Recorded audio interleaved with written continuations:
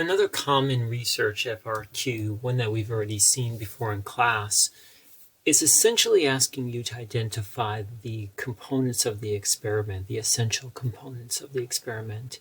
So there's a few different ways they can ask this, but one common way is to describe some type of study. Maybe it's correlational or even a hypothesis that a researcher wants to test, and they'll ask you, how could the researcher turn their study into an experiment? And really looking for, there's usually one specific way to answer this for most questions. So let's give you a prompt. Let's go back to Micah.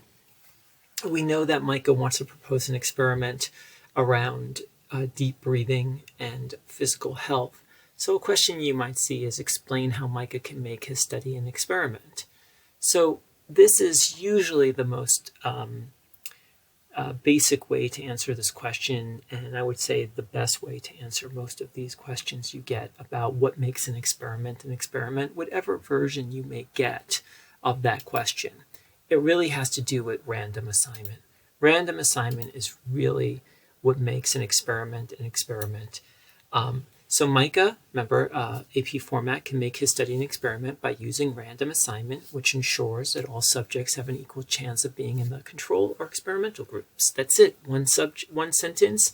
I basically identify random assignment, which I did here, and then I tell the AP reader what random assignment does, right? So that's basically how to answer this question. Because remember, what they're really trying to get at is there's two things that make, there's two essential components of an experiment. One is the manipulation of an independent variable. In most of the scenarios you're going to be given, there already is built in some type of manipulation of the independent variable. There's usually this component missing from the FRQ, so that's why this is usually the answer. Can this sometimes be the answer? Sure, but oftentimes there's an implied or an actual manipulation of an independent variable already present in the FRQ. So that's why random assignment is usually a good bet to answer this question. So again, these are the two essential components of a experiment, and random assignment is usually the best way to answer that question.